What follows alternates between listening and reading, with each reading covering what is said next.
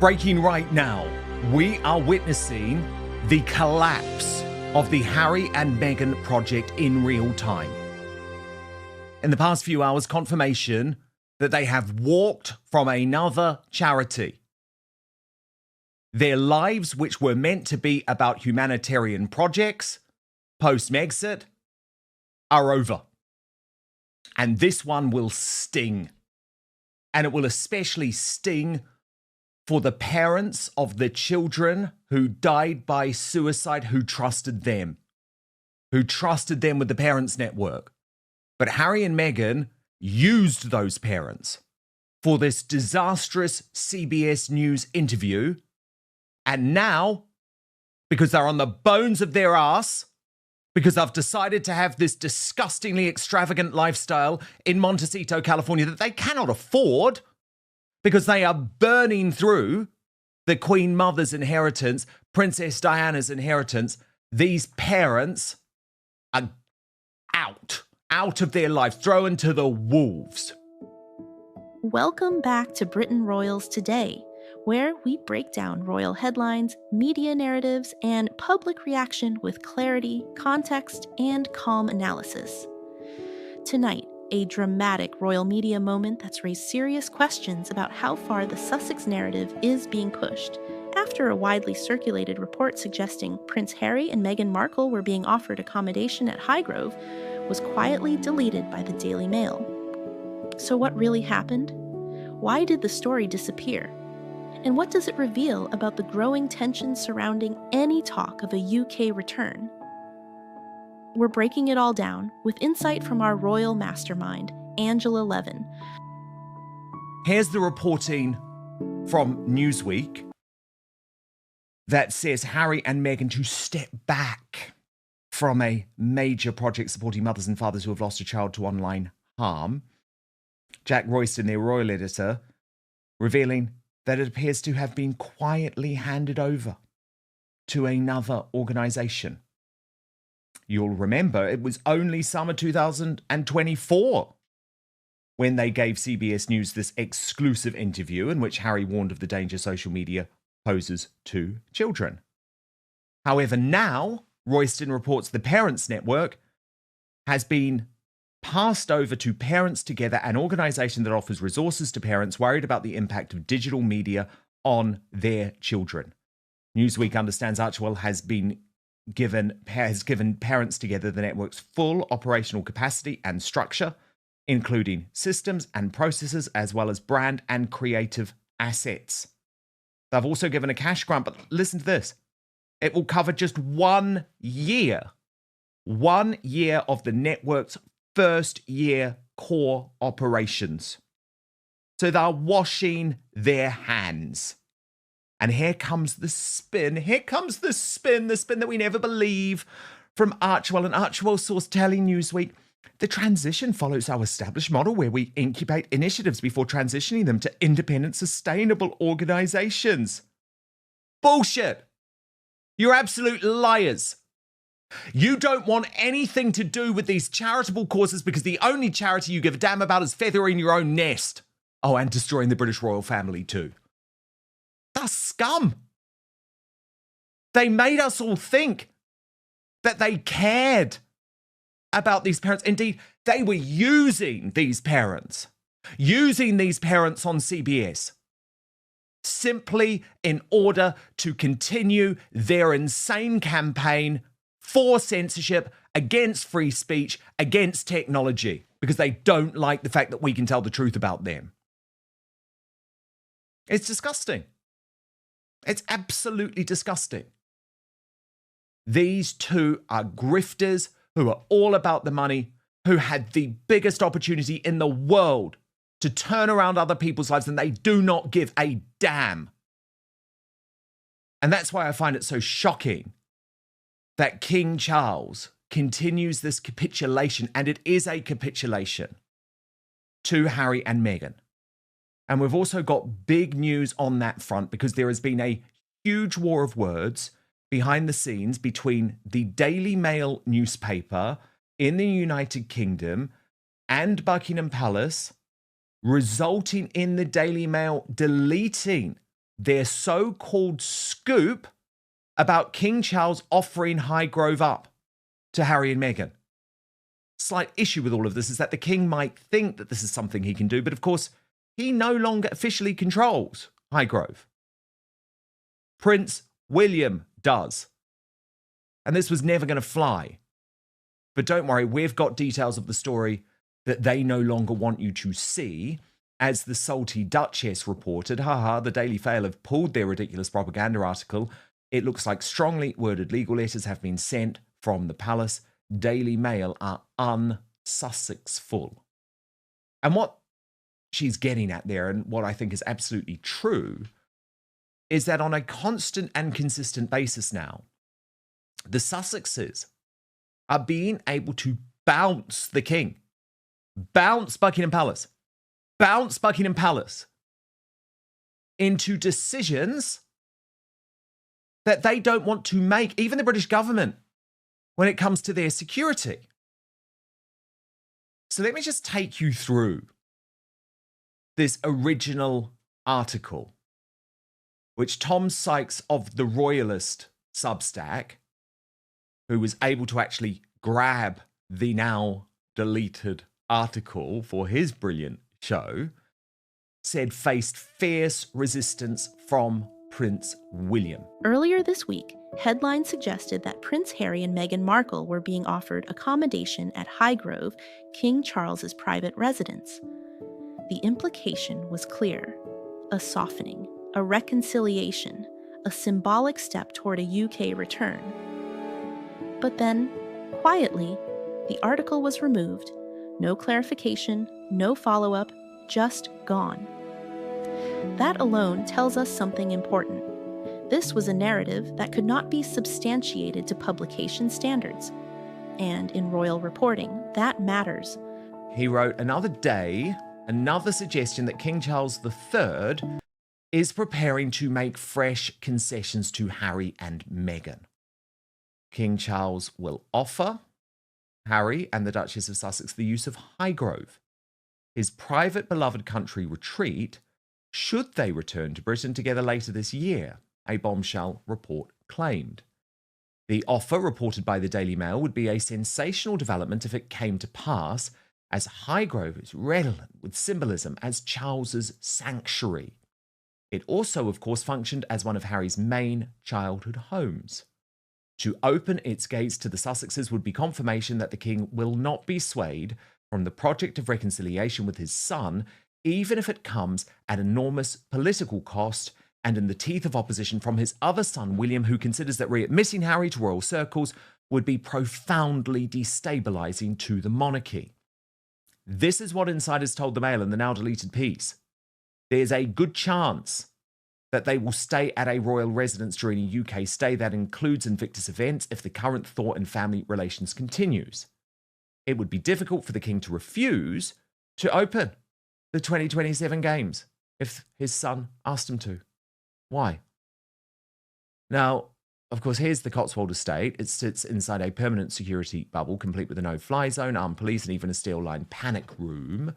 So for Harry, it would offer him what he has been demanding.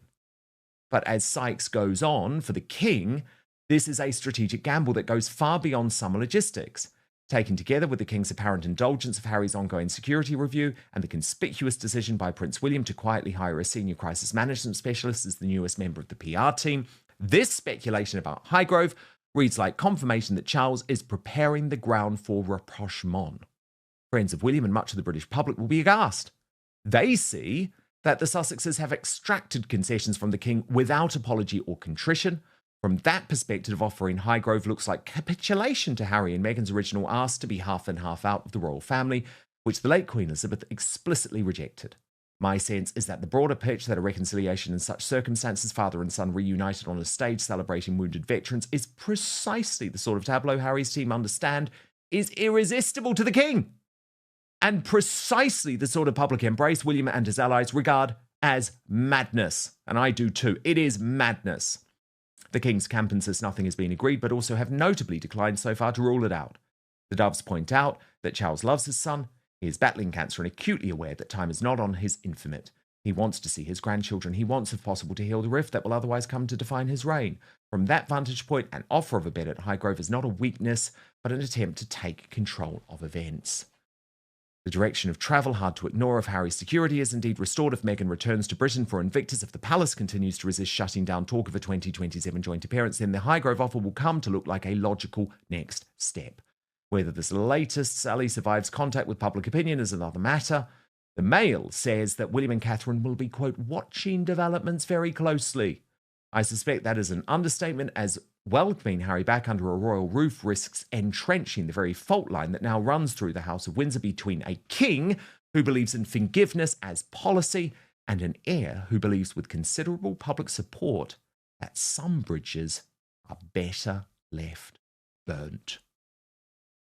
Angela Levin, our royal mastermind, Prince Harry's biographer, with me on these two massive pieces of breaking news today. Earlier this week, headlines suggested that Prince Harry and Meghan Markle were being offered accommodation at Highgrove, King Charles's private residence.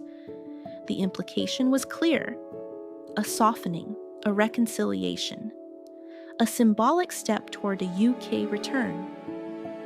But then, quietly, the article was removed. No clarification, no follow-up, just gone. That alone tells us something important. This was a narrative that could not be substantiated to publication standards. And in royal reporting, that matters. So, Angela, can we kick off with Harry and Meghan now walking away from the Parents Network? Nothing to do with it, not even a mention on the website, Angela. Did they just use the parents of dead kids for a publicity stunt and have walked away now less than 2 years later? Yeah, absolutely. But it's not a surprise because a lot of people didn't join. They didn't follow. And who can blame them? Because if they bring up their children in their way and recommend this with having their faces covered and not showing them to anybody because it might go all wrong. I think that people, even if they've left a child, they've lost a child, they're in terrible state, they don't want that. But also, Meghan, I've listened to Meghan, and particularly when she was with a couple of them, and it's all about her. We've seen this when it's all sorts of things that she does, but she's not interested. She tells them about her and what she does and what she feels, and in all generalization. So it's not helping at all. So I would imagine that they didn't get enough people, which is why they didn't get enough money. And so they've all gone off somewhere else. They won't last even a year, I don't think, because they can't do that. I mean, Harry is slightly better, but he's also no good at it. He can't do it. And actually, they spend their time trying to find some charity that they can hang on to, pretend that they're really caring, but they're not really. They shouldn't be doing charity. They should not be allowed to do charity because they're not charitable. 100%. 100%. And none of the decisions that they make are charitable, Angela. It's always about themselves. And yeah, I mean, we saw this. Especially Meghan, course. all about herself. And when these things happen, I think the woman helps more than the man. You know, it's one of those things, isn't it? Because you expect that she will know more. But she doesn't make it like that. And I think you see, looking at these two couples, they're ordinary couples. They don't want to sit there and be lectured to. Won't work, you see, not especially when you're crying your eyes out and you've lost a child. I mean, it is just impossible. But these people put their faith in Harry and Meghan, Angela, and that may have been a mistake. And I mean, of course it was a mistake. But the point is, they put their faith in Harry and Meghan, and they were used by Harry and Meghan, who have now walked away. And it's all well and good talking about Harry and Harry's so-called charity. But the thing is, Angela, I mean, we got this briefing to Roy Anika in the Sunday Times over the weekend. Oh, he loves being on the road. He wants to deal with his patronages. No, he loves being away from Meghan and Montecito. But actually, what is he doing charity-wise? He's now obviously not a part of Centre Bali. That all blew up. The African parks is a total disaster.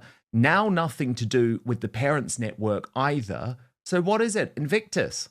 That's it. No, there is. He does do a little bit of helping people with mental health issues. He gives advice, Yeah, and but there's the I Little don't know how Helpers they charity, can. isn't there? But, not that he I don't spends know. any time on. Highgrove isn't just another royal property, it's deeply personal to King Charles, both historically and emotionally. Any suggestion that accommodation there was being offered would represent a significant private decision, not a casual media briefing. Royal experts, including Angela Levin, have consistently pointed out that there is no evidence King Charles is preparing to facilitate a Sussex return in this way, especially while ongoing legal and public disputes continue. That's why many observers believe the report crossed the line from speculation into assumption. And when that happens, corrections or deletions follow. No, and I don't think people should listen to him. He's not ready for it. He can't do it. Yes, you're right. But he's quite lazy. He doesn't mind doing that. But he's now really bored and he's in trouble and he wants to get money from his father and just start again somehow. Is he bored, or can he not actually face being at home? He doesn't like to Both. be in Both. Montecito. Good question. Both. Both. I mean, if somebody's sort of screaming at you and telling you off and ordering you about, I mean, you don't want to be there all the time, do you? You want to run away. And also, if you try and the person knows how to make you be very upset when you're trying, that's even worse. I mean, she's very, very clever at doing all that, isn't she? She is. Then, Angela, this deleted scoop from the Daily Mail, who keep being bounced into running Harry and Meghan propaganda. Now, Angela, the king may well think that it's a great idea to have Harry and Meghan at Highgrove. But isn't this now William's decision? Isn't Highgrove now part of the Duchy of Cornwall? No, this is ridiculous to have said that. I think it's absolutely ridiculous because there's a big room in there that Camilla took over when Harry left home. It was a long time, several years, 8, 10 years, and he was absolutely incandescent that she was having his room for her clothes. But you don't want to actually rub his nose in it. And I think it's a very bad thing to do, to let him see the room. Secondly, it's got all their private things there. And I don't think they would want Harry and Meghan there, not because I say they would steal anything, but because they'll use it for a documentary. And so that's what's stupid, actually. And it doesn't make any sort of sense. And in the area, the king has got a very tiny sort of little place where he prays. And it's got no lighting, and he only lets in very special people because that's where he thinks about religion and all that sort of thing. You don't want them going in. I mean, you just don't. So it wouldn't be the right place to suggest. And I'm sure he hasn't and William hasn't. It's somebody trying to be clever from somebody who's even cleverer and who made them look silly. But this is the problem, isn't it, Angela? They keep on being bounced, or keep on trying to bounce, even the British government now, into decisions. Because I've got to take you through this other revelation that actually, after Charlotte Griffiths, who now just operates as a propagandist at the Mail on Sunday for Harry and Meghan, said, oh, it's just absolutely nailed on. Absolutely nailed on. Of course they're going to get their security, and Harry and Meghan are going to get everything they want, and Meghan's going to be back, and it's all because of this terrible stalker, this terrible African female stalker who didn't have any weapons, seemed to have been pictured with Harry and Meghan in the past, but because of her, it's just nailed on. Of course the British government have to give Harry and Meghan all the security they want, and if it doesn't happen, then that's a disgusting thing. Well, according to the Times, not so fast. Reporting from Kate Mancy, their assistant editor. This is significant, by the way. The Times is the newspaper of record, and pretty much she's a stenographer for the palace. It's not decided, despite the Mail's reporting. So this is what she has revealed, Angela. As the Duke of Sussex prepares to return to the UK this month for a high-profile court case, reports have suggested that a decision to reinstate the Duke's police security was nailed on. Sources close to the government process, however, have told The Times that a risk assessment of the Duke has not yet been concluded. Meanwhile, relations between Harry and the palace are once again strained by the suggestion that courtiers could scupper his long-running battle for police protection. After hopes of a reconciliation between Harry and the King, it paints a rather different picture to the scene just 4 months ago at Clarence House when father and son were reunited over a cup of tea. And this is the source close to the process telling The Times, I have no idea what the RMB recommendation will be to Ravik, but what I do know with certainty is that neither does anyone else, since they are still undertaking the review. On that basis, claims that a decision is already nailed on seems, and this is the key line, Angela, more like an attempt to manipulate the media into manifesting an outcome from what will be a fair and rigorous review, but one that is very much ongoing. Whoever is behind them must not realise how transparent and counterproductive to proper process that is. So, of course, that's a major government slight to Harry and Meghan, but this is the problem with Harry and Meghan. They do what they want. They don't give a damn about process. They don't give a damn who they railroad over. But Kate I think Mansi goes on to say, sorry, Angela, let me just quickly finish No, what Kate go on. Mansi reports. She says, those close to the palace have denied that an intervention from the palace could be organised to scupper the process. A former royal aide said that is an entirely familiar and predictable narrative, but one that is both unjust and inaccurate. The palace has no such powers within Ravik. While they sit on the committee, it is not their role to advise on threat analysis or appropriate mitigations. That is for the actual intelligence and security experts to advise on, as of course they do whenever the Duke's visits to the UK are being reviewed under the existing Ravik process. Yet when a decision goes against the Duke, it is claimed to be an anti-establishment stitch-up.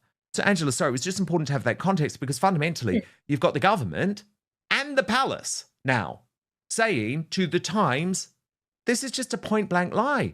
Harry's lied about the process. He's lied about the reality that he's definitely going to get the security, and he's also lied about the fact that it's down to the king if he does not. And it's a disgusting way for him to treat his father. But again, I just look at all of this, Angela, and think, so why the hell does Charles keep capitulating to this man? If you're enjoying this calm, fact-focused royal analysis, please like the video, subscribe, and turn on notifications so you don't miss our daily breakdowns without the hysteria. Your support helps keep this channel independent and informed. Well, I know from experience back when I was doing books that they know that Harry is going to come up with something that has already been done and tied up. Right? This is what he says. And if somebody does that with some help behind him from newspapers, then everyone thinks that that's what's happening. They think it's a reality, but it's not. But he does that. He absolutely does that. He pretends all these things have happened when they haven't. And he also says when he's saying, I can stay, I can do this, he's going to give me Highgrove. All this stuff is absolute nonsense. It's completely disgusting. But he's worked out that if he keeps on going and saying, this has happened, this has happened, this has happened, then it's very difficult for people to say, well, it hasn't. So they then start thinking, well, maybe we should do a little bit. Well, of course not. They can't cope with him. And I think for the staff, it's absolutely very, very difficult. They are very nice, very kind. They don't go shouting. They try and behave with good manners throughout. But actually, sometimes they don't need good manners. They need to sort of say, they shout like you, and that would be different. It's very, very awkward because there is a prince or someone like him, and they try to get the deal through without causing too much trouble. They don't want big rows. And we also know that if they do something and Harry or somebody else, mainly him, doesn't like it, he can complain about them. It's very, very difficult. It goes back to when Harry was taking a lot of drugs when he was at school.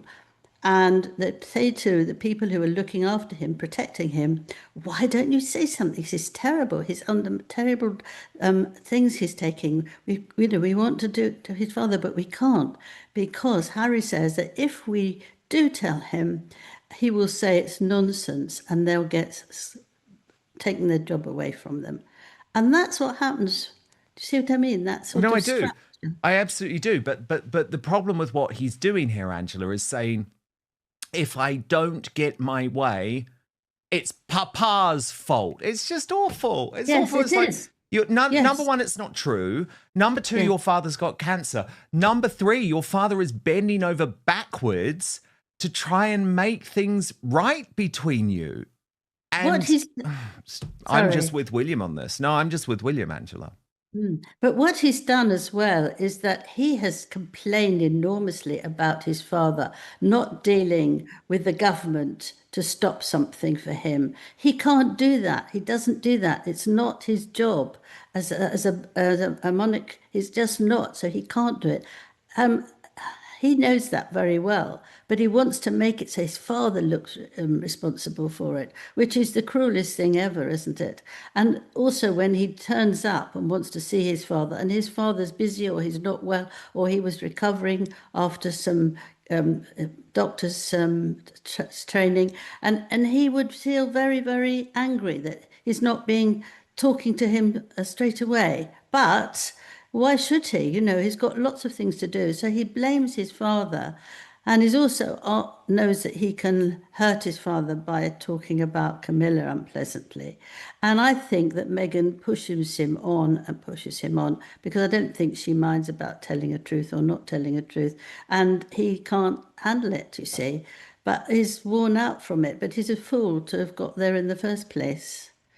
He really is. And then Angela, I mean, this is almost hilarious. Apparently, Meghan's raking in 27 million as if, but she is launching a bookmark. Angela, this is what's going to save her and save the absolute disaster. A bookmark. There it is, Yep. an as ever bookmark. I mean, seriously. And What look, have we come to? What have we come to? well, I mean, as she thinks this bookmark is going to save her, I've got another conclusion. But anyway, here's the spin, Angela. As ever, by Meghan, has partnered with Godmother's Books. That is the little bookshop in Montecito to create a bookmark.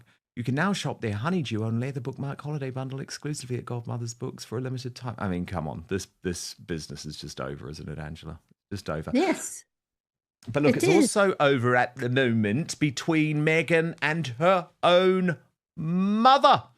So what we're Yes. going to do, Angela, there's a lot on this actually, because it's two words. Two words have really deepened this ongoing feud. We've reported it for a long time, but it's got a lot worse between Meghan and Dory. This episode isn't about taking sides, it's about separating fact from frenzy. A deleted headline can sometimes tell us more than a published one. And in this case, it suggests the line between speculation and reality was crossed and quietly corrected. We'll continue to follow the story responsibly, bringing you verified updates, expert insight, and measured analysis right here on Britain Royals Today. Thanks for watching, and I'll see you in the next one.